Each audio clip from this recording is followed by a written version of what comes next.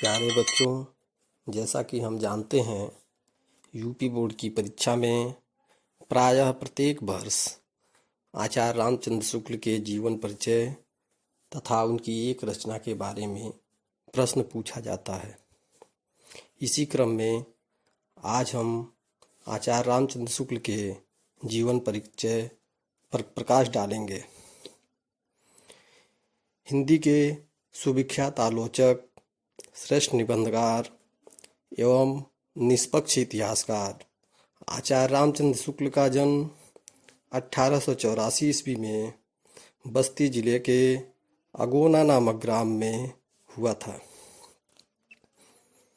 आचार्य शुक्ल के पिताजी का नाम पंडित चंद्रबली शुक्ल था। ये पेशे से कानूनगो थे, जिसको आज के समय में न्यायाधीश माना जा सकता है। आचार्य शुक्ल की शिक्षा के विषय में उनके पिता प्रायः चिंतित रहते थे। उन्होंने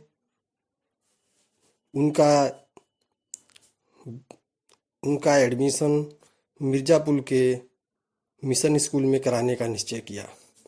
इस प्रकार आचार्य शुक्ल ने अपनी हाई स्कूल परीक्षा के लिए मिशन स्कूल मिर्ज़ापुर में एंट्रेंस एग्ज़ाम दिया और वहाँ से अपनी हाई स्कूल की शिक्षा पूर्ण की। आचार्य शुक्ल बचपन में गणित में कमज़ोर थे। गणित विषय में उनको कठिनाइयों का सामना करना पड़ता था, इसलिए इंटर की परीक्षा के लिए उन्होंने इलाहाबाद स्थित कायस्थ पाठशाला में प्रवेश ले लिया और वहाँ से अपनी पढ़ाई करने लगे। आचार्य शुक्ल का मन पढ़ाई में नहीं लगता था और उन्होंने अपनी अंतिम वर्ष की परीक्षा छोड़ दी।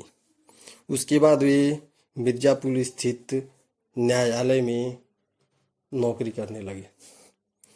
चूँकि उनके पिताजी न्यायालय में कार्य करते थे, तो इनका भी लगाव न्यायालय की तरफ हो गया, लेकिन इन्हें वहाँ पर ज़्यादा दिनों तक अच्छा नहीं लगा और उन्होंने न्यायालय की नौकरी छोड़ करके मिर्ज़ापुर स्थित मिशन स्कूल में ही अध्यापन का कार्य करना प्रारंभ कर दिया।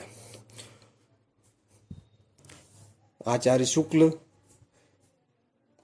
का मन साहित्य की ओर झुकने लगा और इस प्रवृत्ति के कारण ही उन्होंने स्वाध्याय से ही घर पर बैठकर हिंदी, अंग्रेजी, संस्कृत और बंगला आदि भाषाओं का अध्ययन किया। तत्पश्चात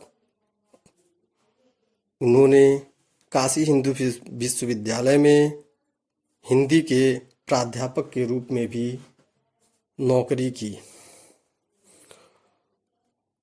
वहाँ पर उनकी मुलाकात बाबू श्याम सुंदर दास से भी होती थी।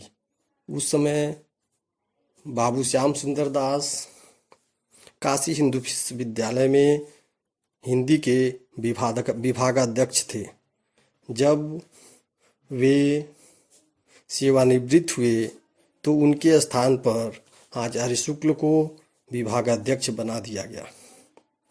इस प्रकार उन्होंने अपने जीवन में साहित्य के प्रति अप्रतिम रुचि दिखाई। इसी तरह समय व्यतीत होता रहा और अंत में सन 1941 ईस्वी में वे स्वर्ग को सिधार गए। अब बात आती है उनकी रचनाओं की। प्रायः परीक्षा में ऐसा पूछा जाता है कि आचार्य रामचंद्र शुक्ल की जीवन परिचय का वर्णन कीजिए तथा उनकी एक रचनाओं का भी उल्लेख कीजिए।